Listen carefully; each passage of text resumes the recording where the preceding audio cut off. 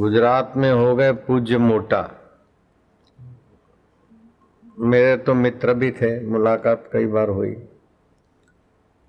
वो धूनी वाला बाबा के पास जाते आते।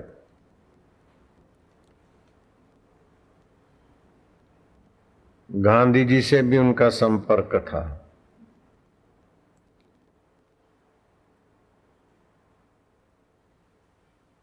तो धूनी वाले बाबा जरा, गांधी जी तो शिष्टाचार में मानते थे, लेकिन धूनी वाले बाबा ऐसे ही विभिन्न वाणी बोलते थे। उनका नाम था केशवानंद जी। तो ये मोटा महाराज को, चुनीलाल जी को अच्छा नहीं लगता था। एक दिन बोले चल मेरे साथ घूमने, ले गए घूमने। एक शांत प्रकृति का आदमी कहीं जा रहा था, बोले जा जा दौड़ दौड़ दौड़ मार उसको, पत्थर मार, गाली दे, पत्थर मार।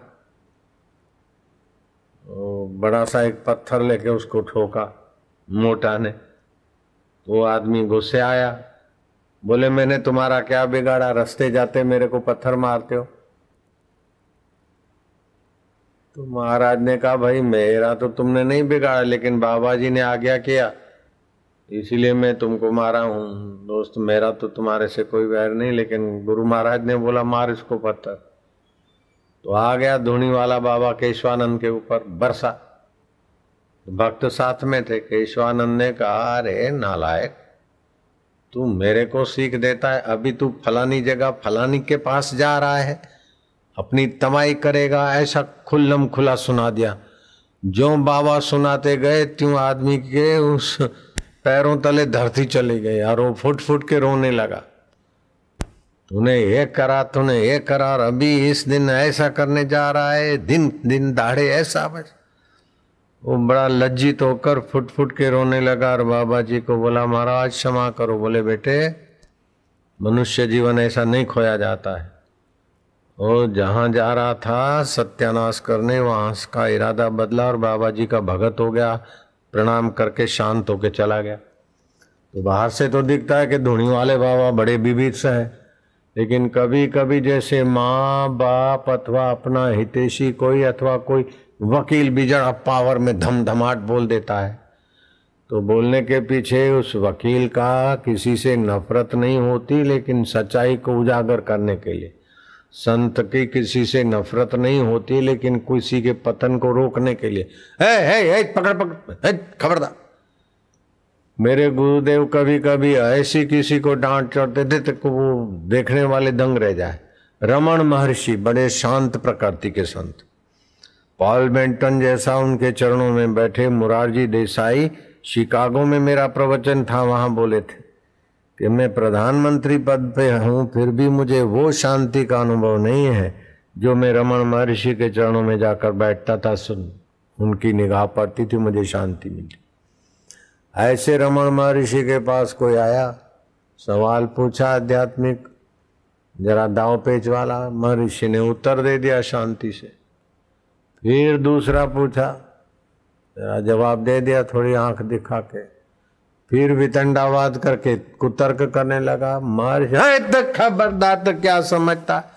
महर्षि ने डंडा उठाया और ऐसे कोपायमान हुए कि वो जुआन शास्त्री अपने को विद्वान साबित करने आया था रमन महर्षि के शिष्यों के बीच, आए सिर पे पैर रखे जाए भागा। महर्षि बोले तेरे को आज नहीं छोड़ूंगा, तेरा तो सिर फोड़ूंगा, हड्डी हड्डी तेरी तोड़ूंगा, है खबरदार।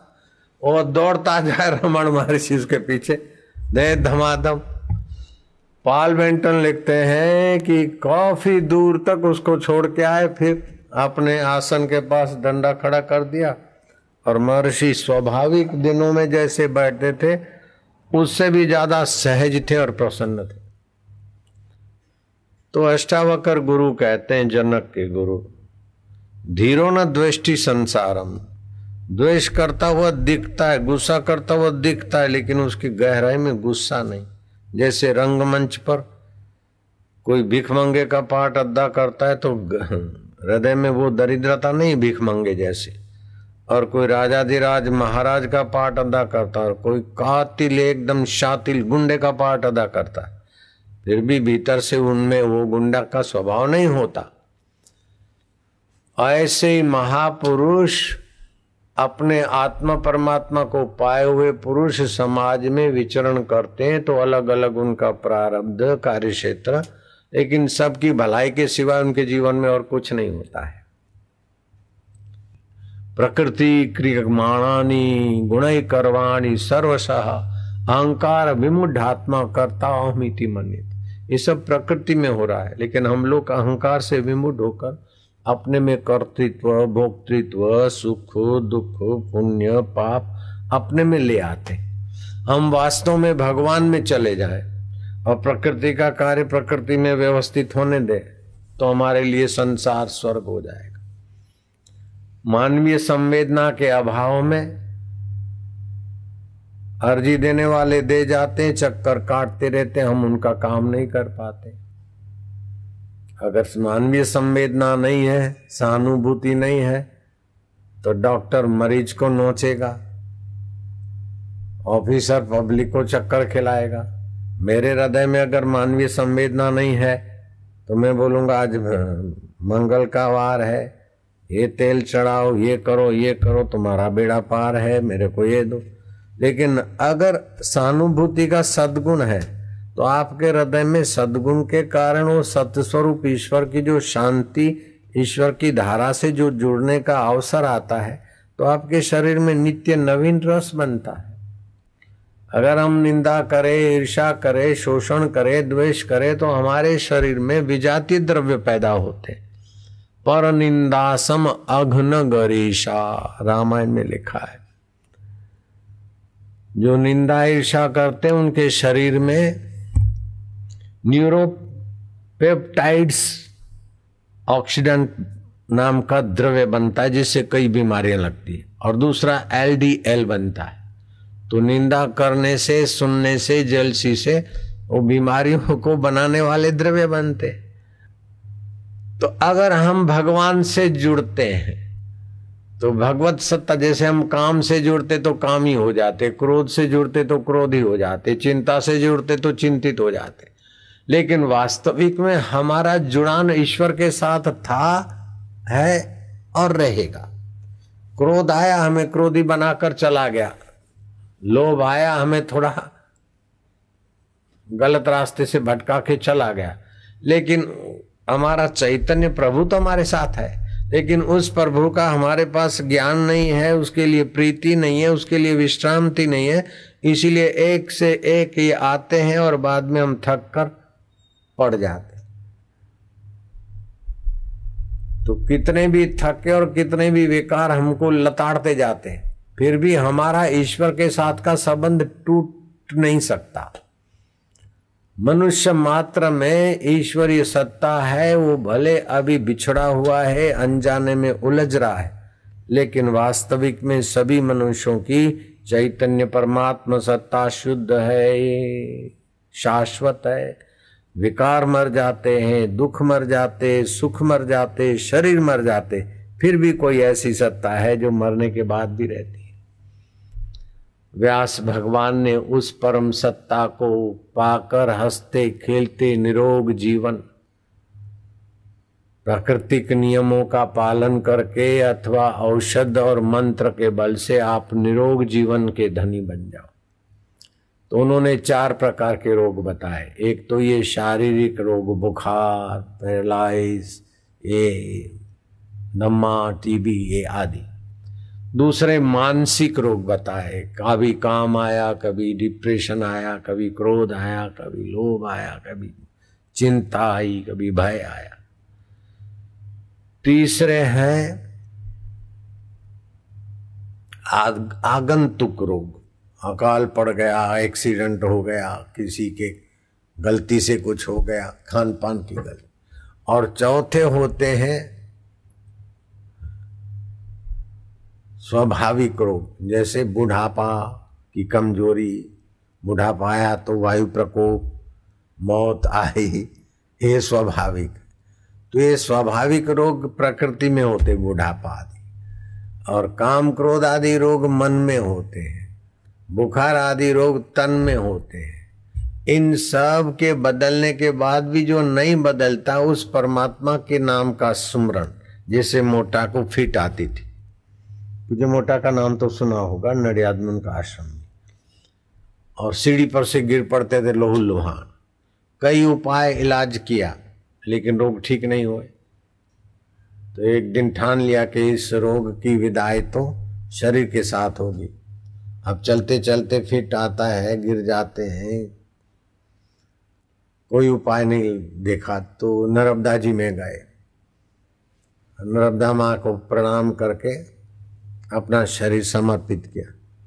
तो नर्मदा जब बारिश के दिनों में, और वैसे भी नर्मदा का पानी तो अभी डैम बनी, पहले तो बहुत चलता था, तो नर्मदा में डूब मरने के लिए, आत्महत्या करने के लिए कूद पड़े। ऐसा कुछ नर्मदा जी की लीला कहो, भगवान की लीला कहो, पानी में उछाले आए और किनारे लगा दिया। किनारे लगते ही एक साधु आ गए, उन्होंने उठा लिया, अपने आश्रम में ले गए। मातृवत प्रेम मिला। और साधु ने कहा कि क्यों आत्महत्या कर रहे थे? बाबा आपको कैसे पता चला? कि कैसे क्यों नहीं पता चलेगा? बोले मेरे को फिट की तकलीफ थी और मिटती नहीं थी, इसलिए ऐसा ऐसा। साधु ने 3 दिन अपने पास रखा। बोले तुम मानो तो मैं उपाय बताता हूँ। बोले बताओ उपाय। बोले और कोई उपाय नहीं, तुम हरिओम हरिओम जपा करो। वो तर्कबाज थे, मोटा, लिखा है किताब में। महाराज जी को प्रणाम किया, उनका वात्सल्य प्रेम का तो कदर किया, सज्जन भी थे जो मोटा। लेकिन ये हरिओम हरिओम हरिओम करने से, ऐसे कई इलाज किए नहीं मिटे, और हरिओम करने से कैसे मिटेगा? तो गांधी जी को पत्र लिखा कि मेरे को फिट की तकलीफ है, मैं आत्महत्या करने गया था, ऐसे संत ने मेरे को संभाल लिया। और वो अच्छे संत थे, उन्होंने बोला खाली भगवान हरि का स्मरण करो, जो पाप ताप हर ले, ओम स्वरूप चेतना भर ले, तो भगवान के साथ की धारा जुड़ जाएगी, तो तुम्हारा नित्य नवीन रस आएगा, रोग मिट जाएंगे। लेकिन खाली हरिओम हरिओम करने से कैसे मिटेगा? तो गांधी जी ने उत्तर दिया कि भगवान के नाम में भगवती सत्ता होती है, और तुम जप करो तो फायदा होगा, ऐसा मेरा मन बोलता। दूसरी माता जी थी, उनके साथ उनका संपर्क था, उनसे पूछा तो उन्होंने भी गांधी जी की सम्मति से अपनी सम्मति मिला दी, और इन्होंने हरिओम हरिओम हरिओम चालू कर दिया, और फायदा हो गया, फिट मिट गई 4-6 महीने में। तो बाद में जो भी इनके आश्रम बने तो हरिओम आश्रम, पूज्य मोटा के हरिओम आश्रम चलते। एक दिन तो मैं वहां से हरिओम आश्रम से गुजरा, तो उनका रोड पे ही आश्रम पड़ता था। तो मैंने ड्राइवर को बोला चलो मोटा के पास, वो बैठे थे।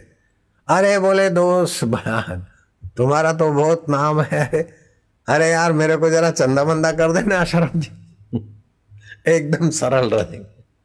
मैं क्या तुम दिन भर पान खाते रहते, लोग कैसे देंगे चंदा? अरे बोले अत्यार मुकी दो यार पान तो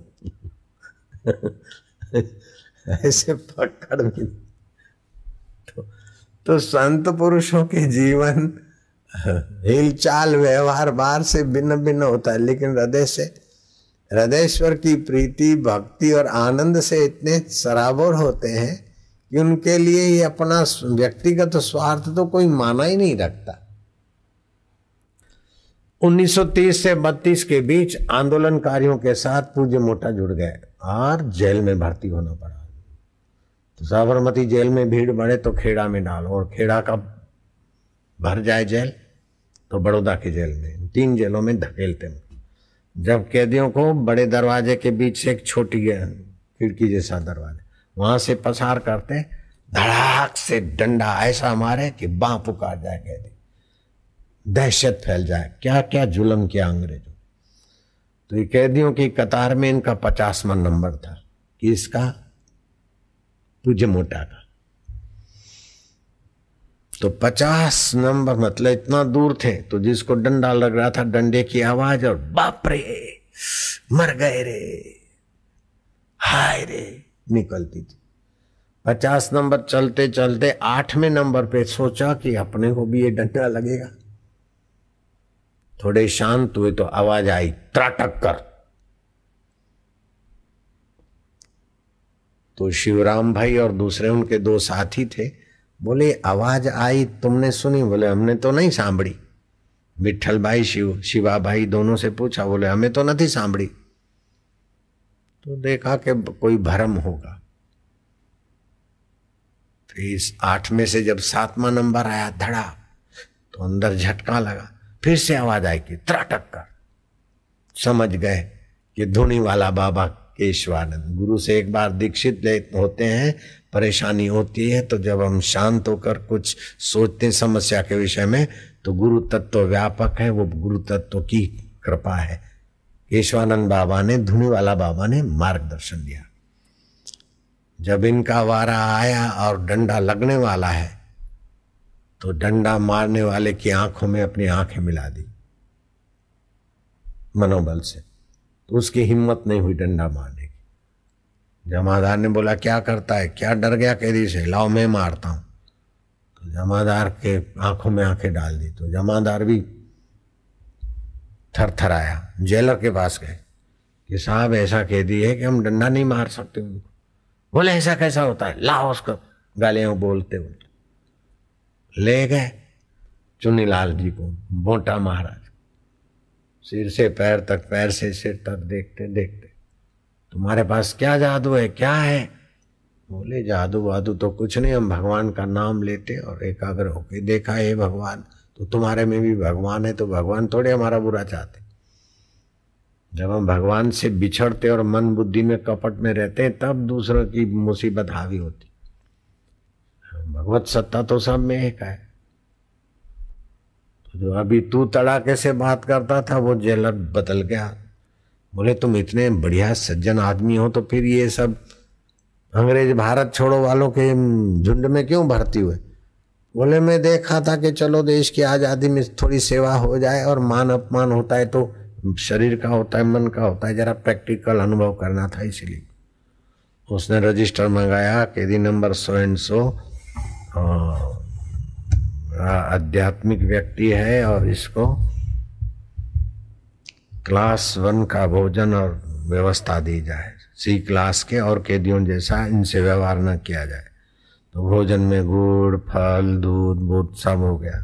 वो दूसरों को बांट देते और C क्लास वालों का जो मिलता था उनसे ले लेते थे।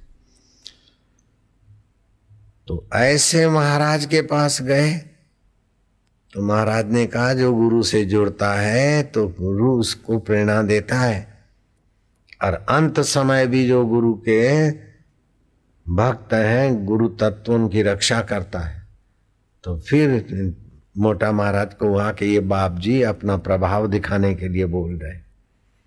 ऐसा होते ही धुनी वाले बाबा ने कहा कि पास में जो गांव है ना, उधर एक आदमी कह रहा है, जाओ उधर, उससे जरा मिलो और वो क्या होता है देख के आओ। गए, गांव में पता लगा दिया कौन है, कह रहा है मृत्युशैया पे पड़ा है। वो जाके खड़ा हुआ तो आदमी बोल रहा है कि मैंने तो ऐसा किया, कोई सत्कर्म नहीं किया, हाय मेरा क्या होगा। अपने को कोसता जा रहा है और बिल्कुल रिबा रहा है। ऐसे रिबाते, और जैसे आदमी अर्ध पागल अवस्था में बोलता है कि हमारू कोई नहीं आम तेम। ऐसे करते करते याद आया कि बाबा कोई नहीं खरू, पण मैं तो तमने संत मानीने प्रणाम कर्या छे। हवे आ अणीनी वेळाए तमे मारी साथे नहीं आओ, तुम मेरे साथ नहीं आओगे, मेरी रक्षा नहीं करोगे। वो धुनी वाले बाबा, ए बाबा बाबा बाबा बोलते बोलते उसके आवाज में बदलाहट आ गई। जो आक्रांत था, पीड़ा थी, वो हट गई और धीरे धीरे प्रेम और सांत्वना है। ऐसे कहते बाबा मैं आपका हूं, बड़ी कृपा हो रही। मानो बाबा का हाथ उनके सिर पर घूम रहा है। ओम बाबा शांति, सब माफ हो गया। बाबा मेरी दुर्गति तो नहीं होगी ना, आपकी कृपा हो गई, अब मैं तो बाबा का हूं, प्रभु का हूं। ऐसे करते करते वो आदमी शांत होकर मरा। और पूज्य मोटा आए, धुनी वाला बाबा तो अपने आश्रम में। बोले क्या देखा तुमने? बोले ऐसे वो अशांत था, दुखी था, और आप संत पुरुष का चिंतन करते, उसकी चिंतन की धारा बदल गई। और आपका चिंतन क्या, तो आप तो आत्मा परमात्मा से जुड़े हैं, तो आपकी सत्ता मानो उसके सिर को सहला रही है और उसकी मौत सुधर गई। बोले मैं बोलता था तेरे मन में शंका हुई इसीलिए भेजा तेरे। साधु ते होवे न कारज हानि। तो अपने अंदर ईश्वर की सत्ता है, ईश्वर का माधुर्य है और ईश्वर का चिंतन करेंगे नहीं। भजनते माम दृढ़ व्रता, दृढ़ता से ईश्वर का भजन और ईश्वर का होना हमारे साथ है। मरने के बाद हम ईश्वर के पास जाएंगे तो वर्तमान ईश्वर का हम अनादर करते हैं। भूतकाल में हमने दुख देखे हैं तो वर्तमान काल में चैतन्य की शांति का हम अनादर करते हैं। हमारू कोई न थी ऐसा करके हम भगवान के साथ का नाता काटते हैं। बाहर का कोई भी नहीं हो फिर भी भगवान तो हमारे थे, हैं और रहेंगे। और गुरु से दीक्षा लिए तो गुरु कर भले शरीर से दूर है फिर भी गुरु की सत्ता से जुड़े, भगवत सत्ता से जुड़े, मंत्र दीक्षा से जुड़े हैं तो कभी अपने को अनाथ, असहाय, तुच्छ, दीनहीन मानकर निराश नहीं होना चाहिए। मैं कई बार ये बात कह चुका हूं कि जन्मजात अंधा बालक 5 साल की उम्र में पिता मर गए, अकाल पड़ा, माता उस बच्चे को अंधे को जंगल में छोड़कर भाई मैं नहीं पाल सकती, कैसे भी अपना शरीर घसीट के चली गए। अंधा बालक सोचता है कि भगवान ही मेरे हैं, ऐसा करके शांत हो जाता है। आप प्रार्थना करते करते शांत हो जाओ 9 बार, आपकी प्रार्थना फल जाएगी। बड़ा बंधन कपाता जैसे। और कितना बड़ा भारी भविष्य में बंधन होने वाला था तो अभी थोड़े बंधन के सारे बंधन कट रहे हैं। तो कभी कभी बड़े बड़े हरिश्चंद्र राजा जैसों को भी तकलीफ आती है तो बड़ी तकलीफ काटने के लिए भगवान यहाँ तकलीफ देके शुद्ध कर देते हैं। सोने को तपाकर शुद्धिकरण कर देते हैं। ईंट ने निवाड़ा में नाखीने मजबूत करे, માટલા ने पकवी ने कुम्हार मजबूत करे। ऐसे ही भगवान कभी प्रतिकूल परिस्थितियां आती है तो उसमें स्मृति करके भगवान आप हमको मजबूत करते हो, लेकिन सम्मान बनाने की आप ही कृपा करो। बच्चे पड़ा रहा, अग्रदास महाराज को भगवान ने प्रेरणा की, वहां से जंगल से गुजरे, बच्चा अंधा है, आंख पर पानी डाला, देखने लग गया, आश्रम में ले आए। वही बच्चा फिर 13 साल की उम्र हुआ, गुरुजी एकदम गंभीर हो गए। शिष्य ने देखा कि गुरुजी किस विचार में है, ध्यान करके देखा कि एक जहाज डूब रहा है, गुरुजी को पुकार रहे हैं, स्टीमर पानी का जहाज डूब रहा है। अब गुरुजी उसकी चिंता क्यों करें? गुरु मंत्र पढ़ के गुरुजी का चिंतन करके मन ही मन संकल्प किया, साइक्लोन जगह बदले, वायु देवता ये भक्त के जहाज की रक्षा हो।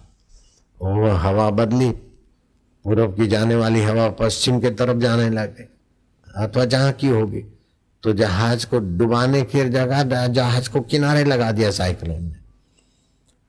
गुरुजी अब आप चिंतन न करो, वो जहाज किनारे लग गया है।